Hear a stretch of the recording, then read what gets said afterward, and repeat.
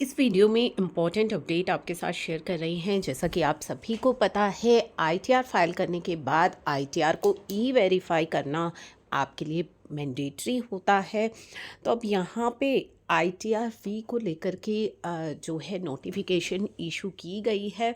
तो ये इस नोटिफिकेशन में बताया गया है कि ये जो रूल्स हैं ये 1 अप्रैल 2024 से लागू होंगे। तो यहाँ पे आपको ये फॉर्म दिखा दिया गया है, Indian income tax return verification form, जो कि फॉर असेसमेंट ईयर 24-25 के लिए है। तो आईटीआर को वेरीफाई करने के लिए आपके पास क्या क्या ऑप्शंस रहते हैं। तो आप अपनी आईटीआर को ई वेरीफाई कर सकते हैं यूजिंग आधार ओटीपी, या फिर आप लॉगिन कर सकते हैं ई filing account through net banking या ईवीसी जनरेटेड भी आप वेरीफाई कर सकते हैं using pre validated bank account and demat account. ठीक है, या बैंक एटीएम पर जाकर भी आप ईवीसी जनरेट करके अपनी आईटीआर को ई वेरीफाई कर सकते हैं। अगर आप ई वेरीफाई नहीं करना चाहते या ई वेरीफाई नहीं कर पा रहे हैं, तो उस केस में आपका जो फॉर्म रहता है आईटीआर वी, तो वो आप सीपीसी बेंगलुरु को स्पीड पोस्ट के द्वारा भी भेज सकते हैं। तो ये सारे ऑप्शंस अवेलेबल रहते हैं आपके पास। ITR we shall not be receive in any other office, यानी कि आप किसी दूसरे इनकम टैक्स के ऑफिस पर इसे नहीं भेज सकते। The confirmation of receipt of this form, जो कि आपका आईटीआर वी है, वो इनकम टैक्स डिपार्टमेंट सीपीसी आपके ईमेल आईडी पर सेंड करेगा। जब आप भेजते हैं तो उसकी कन्फर्मेशन आपकी रजिस्टर्ड मेल आई, जो भी आपने अपनी रजिस्टर्ड मेल आईडी प्रोवाइड की हुई है पोर्टल पर, उस पर कन्फर्मेशन आ जाएगी। On successful verification return filing acknowledgement, आप उसको डाउनलोड कर सकते हैं, पोर्टल पर ही वो ऑप्शंस आपके लिए अवेलेबल रहता है। इसके अलावा जो है, आप अगर सीपीसी बेंगलुरु भेजते हैं तो वहाँ पे आपको एक बात का ध्यान रखना है कि इस फॉर्म में जहाँ पे सिग्नेचर का ऑप्शन आपको दिया गया है, आपके सिग्नेचर इस बॉक्स के अंदर ही होने चाहिए, यानी कि सिग्नेचर अगर आपके बाहर होंगे तो वो वैलिड नहीं होगा। ये क्लियर इन्होंने बोल दिया है, please sign only in the box provided for signature.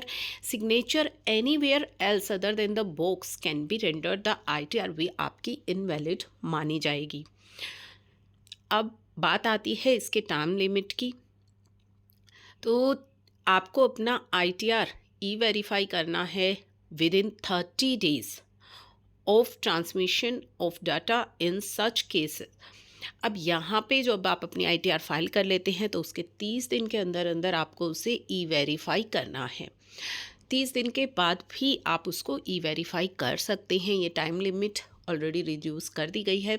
तो 30 दिन के बाद भी आप उसको ई वेरीफाई कर सकते हैं, लेकिन यहाँ पे जो है कुछ कंसिक्वेंसेस जो हैं वो आपको फेस करने पड़ेंगे। क्या करने पड़ेंगे? अगर आप 30 दिन के अंदर अंदर अपनी आईटीआर को ई वेरीफाई कर देते हैं तो उस केस में मान लिया जाएगा कि जिस दिन आपने अपनी आईटीआर फाइल करी है तो आपकी आईटीआर फाइलिंग की डेट वो सेम मान ली जाएगी। फॉर एग्जांपल, अगर आपने 30 जून को अपनी आईटीआर फाइल करी है और 30 दिन के अंदर उसे ई वेरीफाई कर दिया है, तो मान लिया जाएगा कि 30 जून को आपने अपनी आईटीआर फाइल करी है।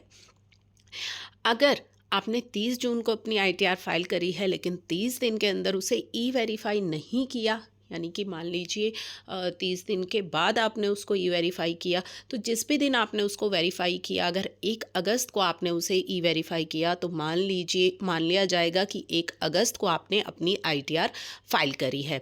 तो उस केस में जो इंटरेस्ट की पेनल्टी है, लेट फीस की पेनल्टी है, वो आप पर लगा दी जाएगी। साथ ही अगर आपने ओल्ड टैक्स रेजीम को ऑप्ट किया हुआ है तो वो भी आपका मान्य नहीं होगा।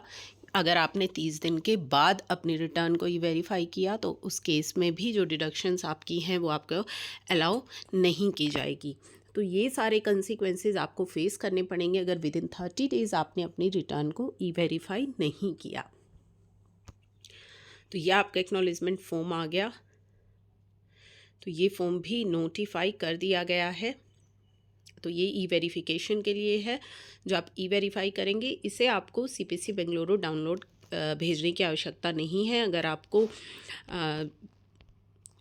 ये जो फर्स्ट फॉर्म है वो आप स्पीड पोस्ट के ज़रिए भेज सकते हैं, अगर आप ई वेरीफाई नहीं कर पा रहे हैं तो उस केस में आप इसे स्पीड पोस्ट के ज़रिए भेज सकते हैं।